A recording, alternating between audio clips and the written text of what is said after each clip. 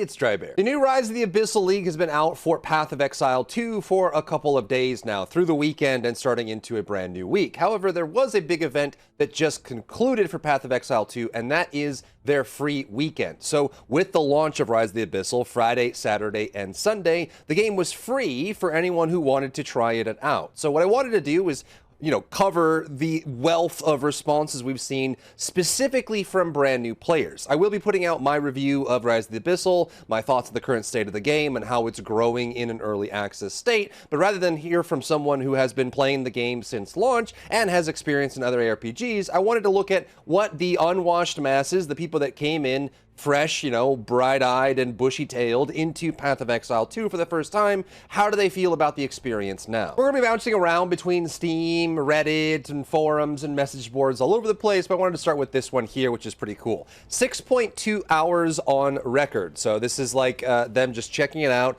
and they didn't just, give it a try, install, and then uninstall. They put at least 6 hours into it as well, for that as well. They also had 4.2 hours when they reviewed, and then kept playing the game afterwards as well. They say played during the free trial period and liked the game so much I decided to buy it. Having a lot of fun playing in a party with friends. The combat is punchy and satisfying. I'm a beginner PC gamer and prefer using a controller, so I appreciate having a choice. Only complaint is menuing with the controller is a little clunky. Let me know if you play on the controller and you feel this is the same way as well. They also just did some overhauls for the UI in general, which will change how that experience goes. As a new playing with someone more experienced, it has been easy to find a good balance. Shout out to how OP Lightning Arrow Deadeye is, would recommend playing. So kind of interesting here, at least from a veteran player perspective, you probably notice two things from this as well. These two lines, I think, probably help understand this too. They had a great time, but also they had some advantages that I think some new players didn't have. Namely, A, they were playing with someone who is more experienced, which means they can ask questions and learn while they're going, which is great. And B, they started with Lightning Arrow Deadeye. So it seems like, they chose one of the best classes they could for farming, and they're playing with someone experienced, which means they probably were set up for success in a really cool way here. Doesn't, devalue their feedback. They always had a great time, and it was enough for them to spend their own, disposable income on the game in general, but kind of interesting. This person said, I joined, and they put an image of them buying the early access version of the game. They even bought the upgraded version just because they were enjoying the game so much. I joined, my wife and I played PoE 2 free weekend with great pleasure, and we really liked the game. Together on a big screen TV with 2 joysticks on our PS5 Pro, we started to play through the joint campaign, and for the first hour, we were just amazed at how everything was better, more interesting, more atmospheric. Of course, there are still rough spots in the game. Sometimes the FPS drops, sometimes there were slowdowns, but the game is great, so I decided to take and support developers, purchase early access. Thank you for your efforts. So another big win, and they also bought the early access to get into the game after the free weekend. You even have people saying that they're now fully addicted to the game as well. So this guy says this person says, new player, full addiction. I started Friday on free to play to try the game out, decently long time Diablo player. So not new, not new to ARPG as a genre, has played games like Diablo. However, they are new to Path of Exile 2. I've grinded every act and now deep into maps, which I think is a huge win, because a lot of players don't even make it through the campaign, much less to maps. This person, who is obviously an ARPG grinder at heart, they have experience doing so. They have easily clocked around 50 hours since the launch and played for hours on end straight. I will not be looking back. I love the trading system, crafting, gameplay. The game's just so insanely good. This person played the free weekend and wanted to talk about it. This free weekend time was best thing for people who are having doubts to buy it or not.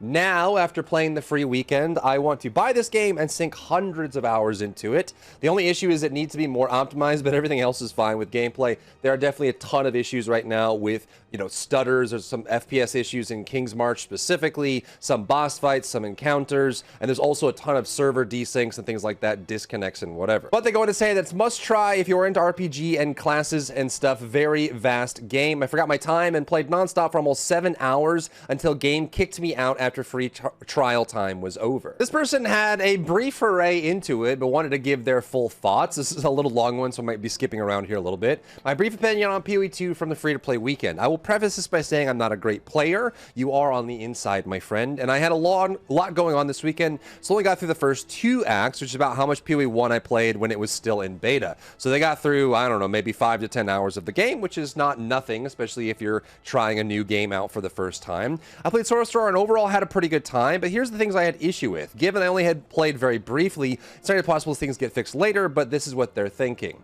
Spam clicking to cast spells should not be an objectively superior way to play. There are a lot of players I think would agree with this sentiment.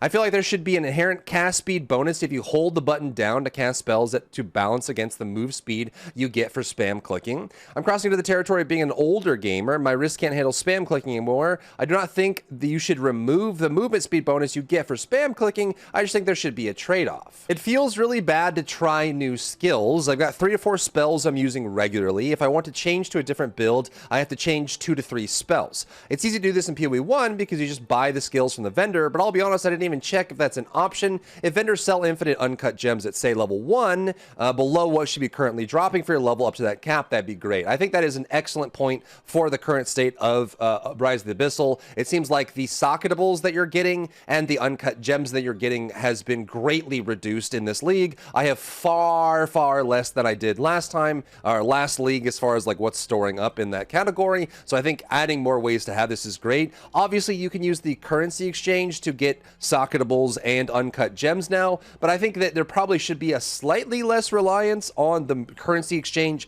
being the primary source of those. Like, I feel like those should be dropping a lot more regularly to keep people upgrading their character, making their spells stronger and their skills stronger to actually do more with what they're trying to accomplish without needing to have the currency exchange to fill the gap. I feel like there's definitely not enough there as well.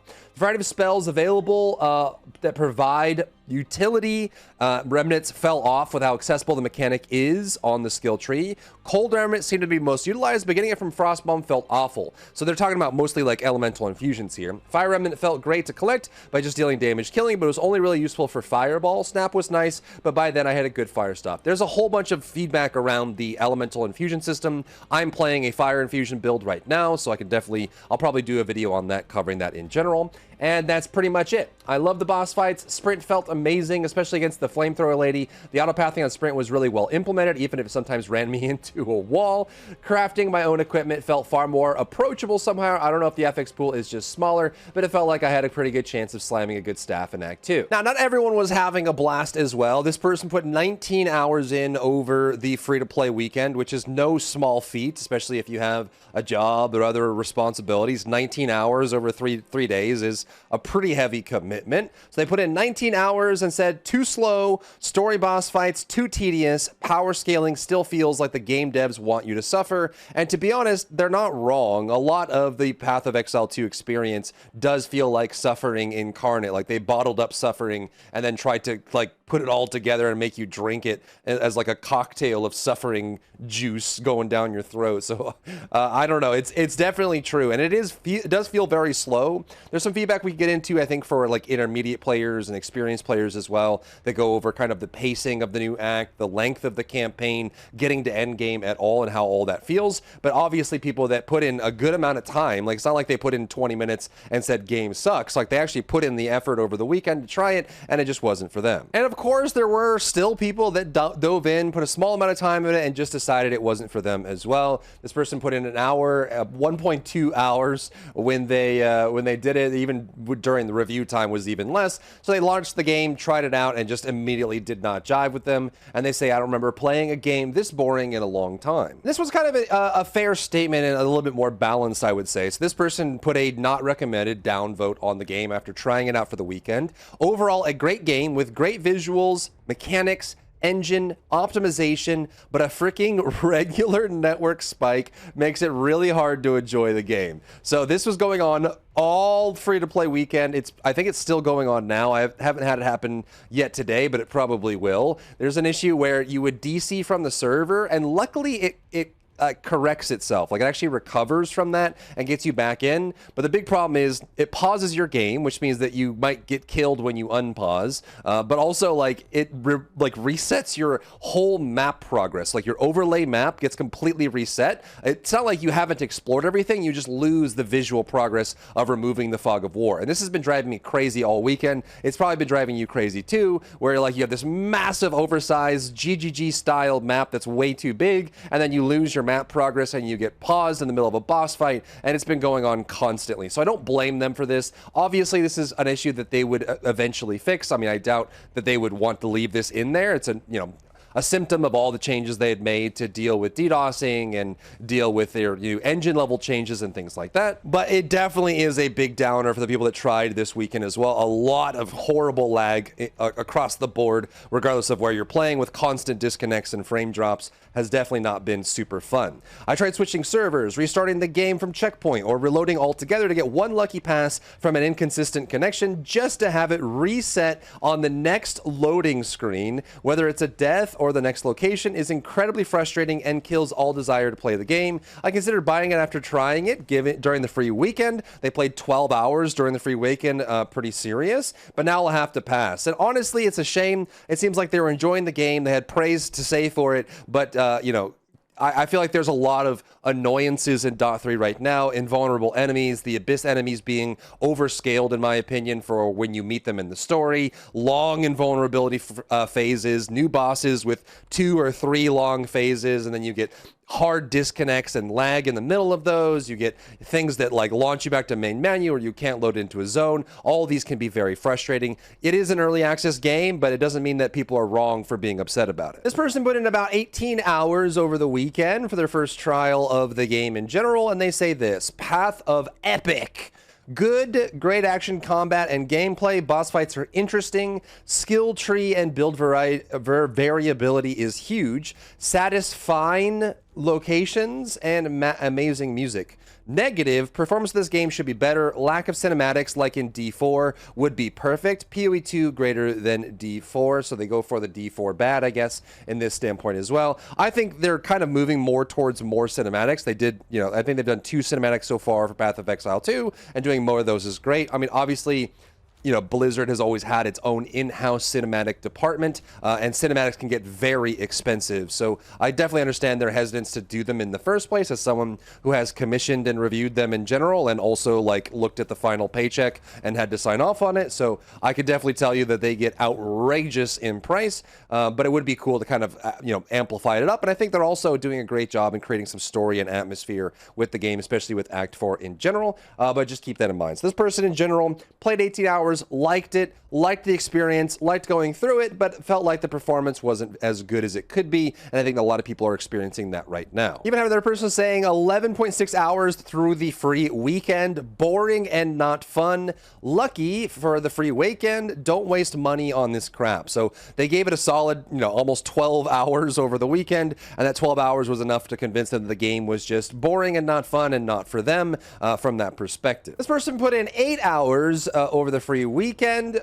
They wanted to kind of check it out and see what it's about. Such a slow pace. The progression does not seem rewarding at all. PoE might be too fast. Well, PoE 2 is snail pace. As a melee, it is very frustrating chasing down ranged mobs. And I can totally get this, especially, PoE 2 and PoE 1 especially are games that are hard to get into. And this is kind of the experience and feedback I was expecting to read on new players coming to the game. They don't have a lot of time in it as well. But I can see that if I think that's one of the biggest things that PoE 2 needs to solve right now is, regardless of all the attempts they made for balancing in the last patch and what you think about the newest update, there are still a large amount of ascendancies, weapons, and skills that are kind of DOA, that if you happen to look at it and say, hey, I like that, I think that's cool, like you pick a warrior and you go for a certain skill that's just not performing right now, and you try to build around it, no matter what you do, you're always going to feel weak, and you're going to feel like you're falling behind, especially with the new Abyss mobs being very powerful, the size of packs that can come towards you, all the mini stunning and shoving that you're going to get. I think if you're playing melee, it's going to be a pretty drastic experience from if you're playing a strong, powerful ranged build. Now, here's an interesting one. This is kind of like what I thought people were going to be having when they joined in. So 3 hours on record, get to level 4, get the worm boss, dodge for 5 minutes, run out of health potions, get the boss to 50% and die, repeat 5 times, uninstall. I played a lot of PoE 1 and got pretty far almost every time. Dodging for 5 minutes to beat a starter boss is not fun. I refuse to study 50 hours per build to make something that actually works. They'll say skill issue or follow a guide. I'm sure people are in their heads right now are saying skill issue. Nah, bro, I've been gaming over 30 years. I want to make my own build and have fun doing it. I know how to make builds and win. Difficulty curve is not fun. Gameplay is garbage. Now, I think that there is some truth to this, because the way that you play in Path of Exile 2, and you know, when I do my review of the current state of the game, this is going to be one of the points that I want to talk about, is how much the enemies and bosses spam. There are some enemies, especially with the new Abyss League and some of the endgame mapping, where their attack rate is so fast that if you're a slower character, or you're a character with long animations, like you're playing a two-handed staff build caster with no cast speed, or if you're playing like a two-handed like mace build or something like that, a lot of times there are some enemies you encounter that attack so fast that you really feel like you don't have any time to return fire. Like there's no opening, you know, it's not like, it's not, unless you have a heavy stun, it's not like Dark Souls where there's like parts of the patterns that are built for punishing and actually reacting and dealing damage. Like, this is your turn to deal damage, now it's my turn to deal damage. I do feel like some of the bosses, even during the campaign, kind of fit in that category. They feel like they are so aggressive, they attack so quickly, they have mini stuns and heavy stuns and displacements, that if you're playing a slower character, it can be hard to understand when you actually get to attack. And honestly, even some of the warrior or like two-headed casting builds in general feel like you're kind of just have to build tanky so that you can eat a couple hits to the face, you can actually get one of your skills off. So I totally get that. I certainly don't think that Devourer, like one of the first few bosses you face, fits in that category. He spends a lot of time underground and a lot of time wiggling and waggling through the dirt and stuff like that. It doesn't feel like he's one of those enemies that fits that bill, but I can totally understand the sentiment of like, I don't know when I get to attack because the enemies are so aggressive. A lot of them are incredibly fast. They surround you very fast. And if you're not playing a very strong build with high clear time, or not playing a build that's either ranged and or fast, or both, I think that's where PoE 2 has a big area of improvement right now. A lot of the slower characters, slower abilities, and slower combos feel really awkward because the enemies don't match that pace. They have ways to interrupt you easily. They can displace you, they can mini-stun you. If they mini-stun you during an animation, it will cancel that animation, and you start to do a Sunder or a Smith of Katava thing, or a two-handed cast Fireball or Frost Bomb or something. You try to cast it, you get interrupted. You try to cast it, you get interrupted. And it just keeps happening over and over, and I think that that is definitely an area that they need to improve upon. This person had played Path of Exile, but not ever tried Path of Exile 2, and decided that the free weekend was their chance to dive in and give a shot. So obviously someone who has a pre-existing proclivity towards Path of Exile, but hadn't tried Path of Exile 2. So 20 hours, they did 10 hours in, they reviewed the game, and then played 10 more hours over the free weekend. As a Path of Exile fan, I was cautiously optimistic about PoE 2. The first game was already a juggernaut in the ARPG genre, so expectations were sky high, but let me tell you, PoE 2 takes everything that made the original great and just elevates it to a whole new level. The combat feels more polished and fluid than ever before. It's a perfect mix of brutal challenge and rewarding progression with new skills, character options, and an expanded skill tree that's even more customizable than before. The story is rich and immersive with a darker, more complex narrative that fits seamlessly into the PoE world. What I'm most excited about is the new engine. The graphics and animation are stunning, and the world feels alive in a way that the original just couldn't match. And I think, honestly, this is probably the reason, one of the main driving forces for GGG wanting to do Path of Exile 2 in the future. I think that there were a lot of people that looked at Path of Exile 1 and would be interested, but because it was so old, I mean, PoE 1 looked old when it first came out. It was just always, you know, they were spinning up a new team, learning, making their own engine, and doing all this stuff, and so it wasn't really like PoE 1 has never really been the high fidelity game that it always could be. And so when you have games like Diablo 3 or even Diablo 4, that regardless of how you feel about their game systems, game design, and gameplay loop, they still had a higher level of polish and presentation than Path of Exile 1 did. And I think internally they probably had many discussions around, hey, we have one of the most critically acclaimed ARPGs on the market, but it certainly doesn't look like it is the best ARPG on the market. So what if we made a PoE 2 that actually looks like it's AAA and of the highest quality possible? So I think that that's kind of where they're going, and I think they're definitely hitting that mark pretty well. The graphics, animation, the level design is fantastic with varied environments and plenty of secrets to uncover. The core of PoE 2 is still its hardcore loot grind, but with so many new ways to build your character and even more impactful choices to make along the way, the game really challenges you to think strategically and creatively with your builds. Sure, the grind is real, but if you played Path of Exile before, you already know that's half the fun. The challenge is what keeps you coming back for more. Overall, PoE 2 is everything I hoped for and more. If you love deep, challenging ARPGs, this game has an absolute must play. Pros: polished combat, fluid mechanics, amazing graphics, immersive worlds, epic skill tree and build diversity, engaging and complex narrative, hardcore satisfying grind.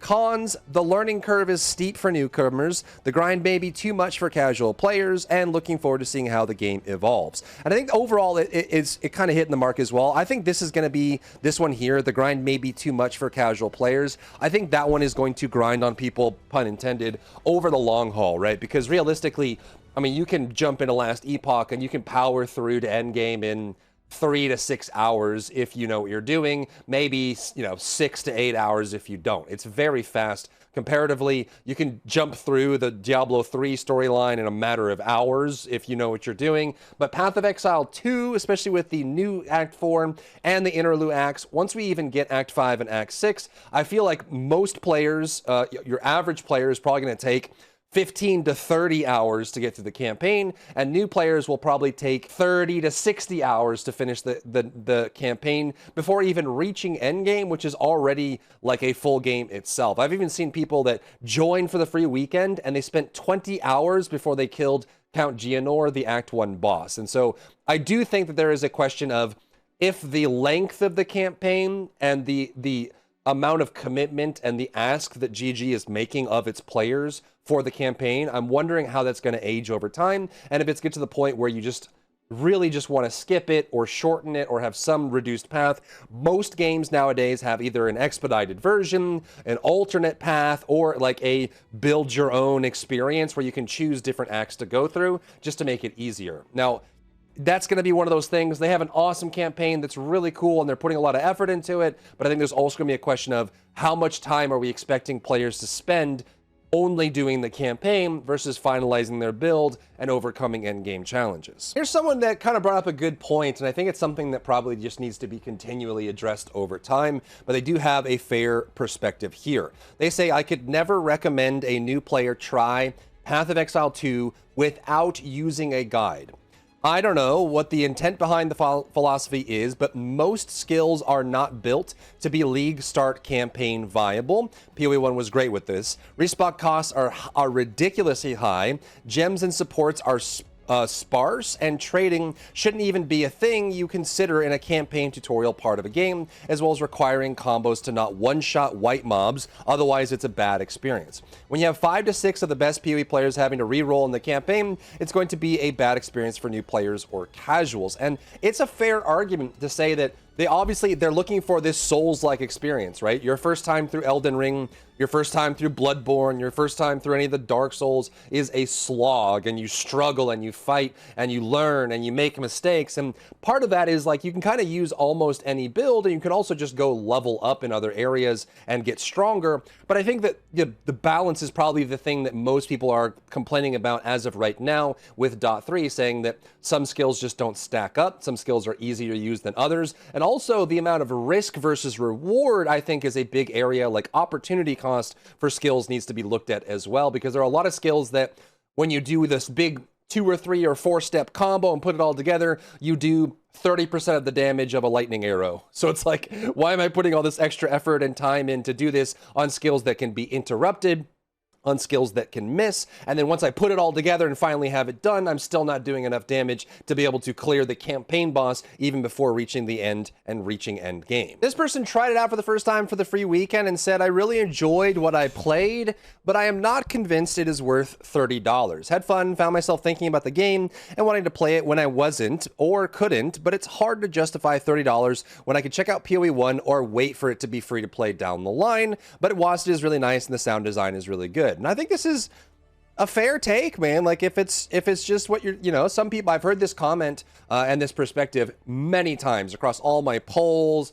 videos, stream live chats, all over the place saying, I will get the game when it's done. I'm not going to pay for early access. It doesn't make any sense to me. I think that's perfectly fine, especially knowing that the game is going to be free eventually. Even commenters replying and saying same thing for them. $30 is too much to cough up for an early access game. This person says that they made it to Act 4 on their monks. Surprising. I would imagine that most people that tried for the free weekend, unless they turned into blasters or were already blasters to begin with, wouldn't have made it this far, but the fact that they started it for the weekend and made it to Act 4 already is already a pretty big improvement. A lot of new players struggle with the Act bosses. Geonor, Jamanra, all of them seem to make a lot of new players struggle. And so they say they made it Act 4 on their monk, had an absolute blast blasting. It's punishing, but in a good way, and I'm really excited to see how it turns out when the game is out. Visually stunning. The environmental effects are truly next gen for an ARPG. It did really put my PC to work is the only complaint. Had a lot of stuttering when things got serious, but I will probably end up buying the early access.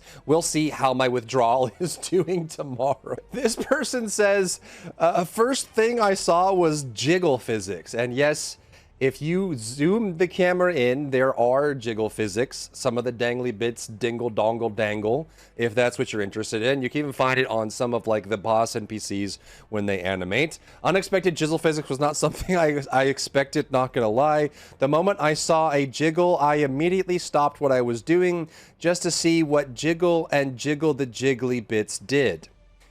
Right.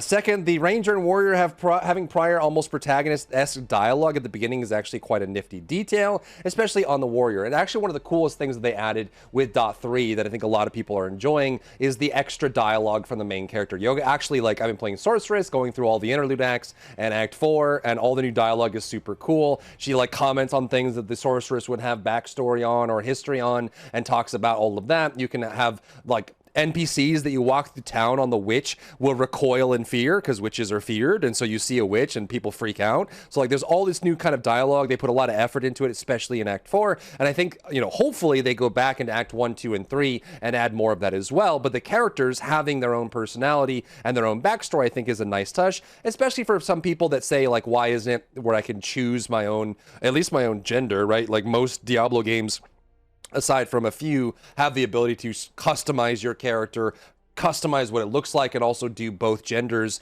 like a male sorcerer and a female sorceress and whatever. That sort of thing could be really awesome, but I think people are appreciating how, like, fleshed out the characters are becoming. This person has an interesting take from just playing the free weekend. I'll wait until it eventually launches to play again after the free weekend has ended. I like the implied depth, however, the game needs serious work explaining the in-game systems. It's so obtuse that I don't even know what systems I missed during the beta. Normally you'd get, here is a system, here is a tutorial. This game, nope, I know I used some wrong too. I'm sure that carries over to the end game, probably worse there. Performance on the PS5 is terrible, among the worst, if not the worst, I've had. I had audio crashes, complete freezes, character freezes, hard crashes, strangely long load times, common stutters. Balance needs to be better too. It feels like it's balanced around replaying, not first plays. Drops suck, too many features locked out early, ended up only using one build through Act 2 just to have the resources to do anything else, and consider how long that took.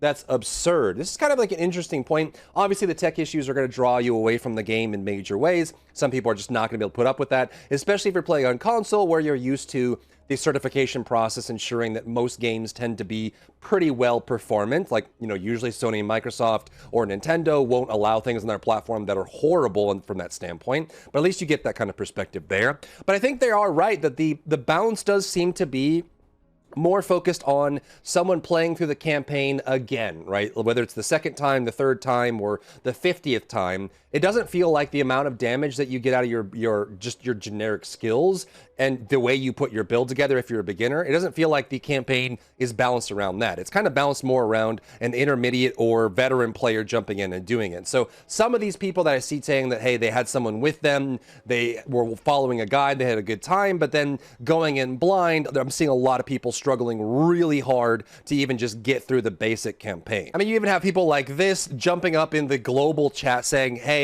someone please help me with the boss. I've seen this many times, like they get to John Munra or they get to Geonor and they're like, please someone just kill this guy for me. No matter what I do, I've spent 8 hours, over the course of 2 days trying to kill this one boss and I just can't. So I feel like there definitely needs to be more focus on the new player experience and potentially even looking at maybe sacrificing a little bit of that harsh Dark Souls-y vibe to help players get into the game for the first time. There are, this is kind of like an interesting topic, at least for the longevity of the game, but I feel like if there are options for self-imposed challenges, things like hardcore as a modifier for your character, things like solo self-found as a modifier for your character, I feel like there could potentially be maybe like an easy version of the campaign and then a hard version of the campaign, right? If we are allowing people to craft their own experience, we'll say, hey, I feel like I can do hardcore solo self-found and it's going to be this big challenge and I'm taking that challenge on willingly. I wonder if there are players out there that would normally enjoy Path of Exile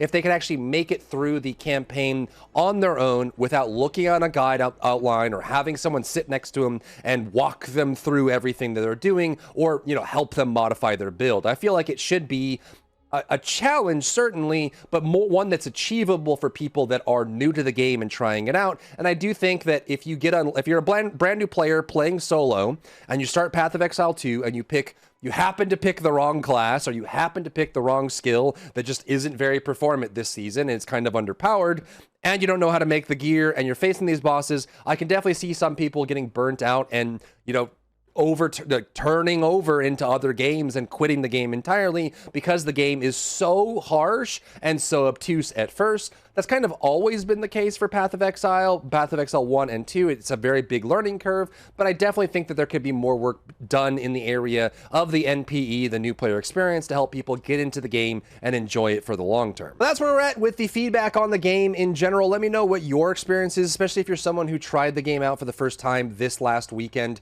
and wanted to give it a shot. Let me know where your head is at, and also let me know what you've heard from other people playing the game, and also what your opinions are on the current state of the game in .3 and what you're hoping to see in .4 and beyond as we move towards a full 1.0 release. If you found value in today's video, leave a like down below, leave a comment for the algorithm to help this video get seen by more people, and don't forget to check out my other channels for other content and other stuff and other things.